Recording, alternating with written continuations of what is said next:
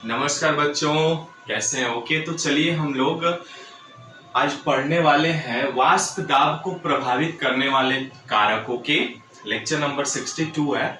इसके previous classes में हमने पढ़ा था द्रव की प्रकृति के बारे में। ओके, यानी वेपर प्रेशर किन किन बातों पर निर्भर करता है उसको देखने वाले हैं। ओके, रिक्वेस्ट करूंगा चैनल पे नए तो प्लीज चैनल को सब्सक्राइब, लाइक और शेयर कर लीजिएगा। साथ में नोटबुक और पेन जरूर रखिएगा बच्चों, ठीक है? नोट डाउन करिएगा, समझिएगा, कमेंट्स में भी बताइएगा। ओके, चलिए इसमें हमने पहला देखा था द्रव की प्रकृति यानी नेचर ऑफ लिक्विड कैसा होना चाहिए। उसमें दो तरह के कंडीशन हमने देखा था कि यदि किसी पात्र में हमने द्रव भर लिया, ठीक है, तो हम जानते हैं कि द्रव के जो अणु होते हैं वो जिगजैग मोशन करते हैं, ब्राउनी गति करते हैं। यदि इस लिक्विड के अंदर फोर्स ऑफ अट्रैक्शन यानी इनके अणुओं के बीच यदि आकर्षण बल कम है तो इनकी काइनेटिक एनर्जी अधिक होगी, और काइनेटिक एनर्जी यानी गतिज ऊर्जा अधिक होगी तो आप जानते हैं कि इनका वेग भी अधिक होगा, और इनका वेग अधिक होगा तो वेपर प्रेशर भी अधिक होगा, है ना? ये बार बार तेज से टक्कर मारेंगे। उसका उदाहरण हमने देखा था, बहुत सारे उदाहरण है, एग्जाम्पल देखने, जैसे पेट्रोल या स्प्रिट, इनको खुले में छोड़ दो तो ये क्या होते हैं, गैसीय फॉर्म में चले जाते हैं यानी उड़ जाते हैं। और जिन पदार्थों का श्यानता विस्कोसिटी अधिक होती है उनका वेपर प्रेशर कम होता है। इसका उल्टा हमने देखा था कि जिन द्रव के अणु में फोर्स ऑफ अट्रैक्शन ज्यादा होता है, काइनेटिक एनर्जी यानी गतिज ऊर्जा क्या होती है, कम होती है, तेजी से वेग टक्कर नहीं मार पाते हैं, तो इनका वेग भी कम होगा, और वेग कम होगा तो वेपर प्रेशर भी कम होगा। इनका एग्जाम्पल क्या होगा बच्चों? एग्जाम्पल आप जान सकते हैं क्या होगा, ग्लिसरीन हो गया, है ना? ग्लिसरीन देख लीजिए, ग्लिसरीन भी हो सकता है, या हनी, शहद, है ना? इन सब का क्या होता है, वेपर प्रेशर, इनका जो वेपर प्रेशर होता है बच्चों वो कम होता है, ठीक है? ये कम का साइन है, मैंने जो एरो नीचे की तरफ बनाया। ग्लिसरीन और शहद का वाष्प दाब कम होगा, ठीक है? और आप जानते हैं ये गाढ़ा भी होता है ना?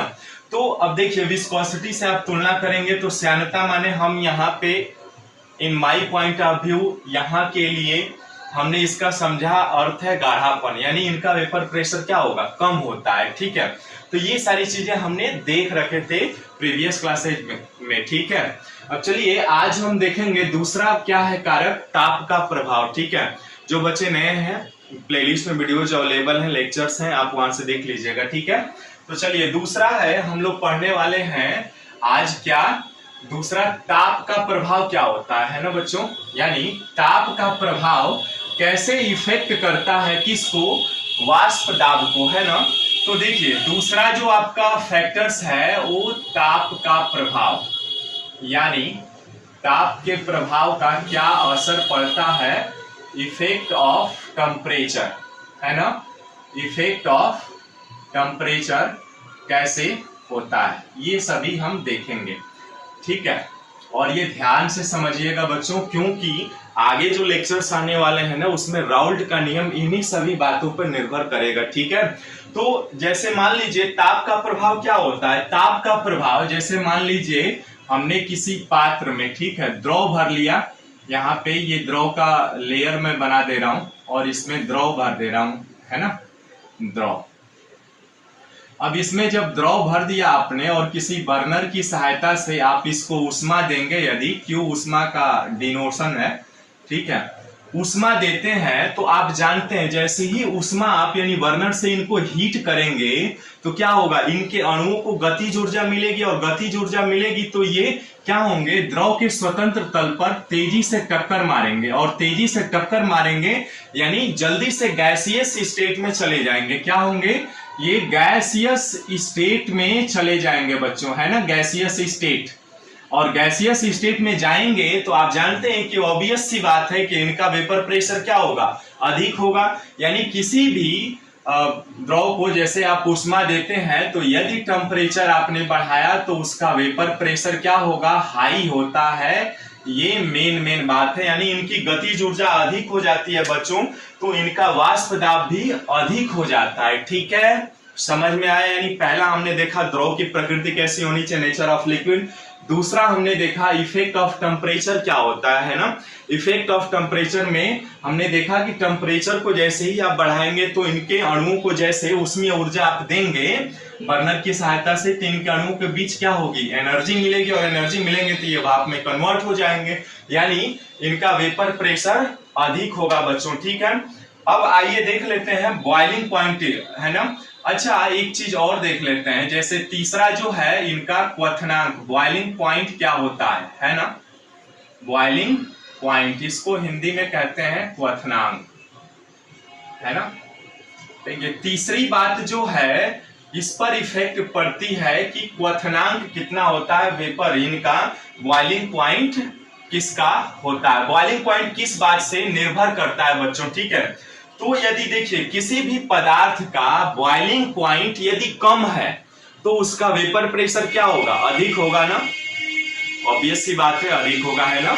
तो जिस भी पदार्थ का यदि बॉइलिंग पॉइंट, यानी बॉइलिंग पॉइंट, इसमें एक लाइन लिख लीजिएगा, बॉइलिंग पॉइंट यदि किसी पदार्थ का कम है, यानी ये एरो भी बना दिया हूं मैं, कम है, तो उसका जो वेपर प्रेशर होगा बच्चों क्या होगा, हाई होगा, है ना।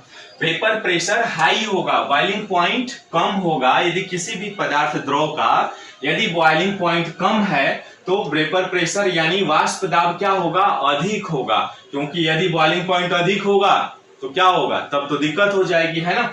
तो इसलिए बॉइलिंग पॉइंट यदि कम है तो वेपर प्रेशर अधिक होगा। ठीक है, अच्छा चलिए एक एग्जांपल लेता हूं और कमेंट्स में आप बताइए। मान लीजिए यहां पर हमने ईथर ले लिया, है ना।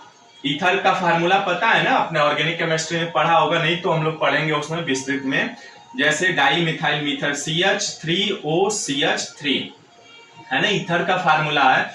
और दूसरी तरफ हम ले रहे हैं एथेनॉल, दारू देखा है आपने, वही है ये एथेनॉल, यानी इसका फार्मूला होता है क्या, C2H5OH। अब देखिए यदि पूछा जाए कि इसमें से वेपर प्रेशर किसका अधिक होगा तो क्या बताएंगे आप, सिंपल सा है कि ईथर जो है किसका वेपर प्रेशर हाई होगा, आप कमेंट्स में बताइए कि किसका वेपर प्रेशर हाई होगा।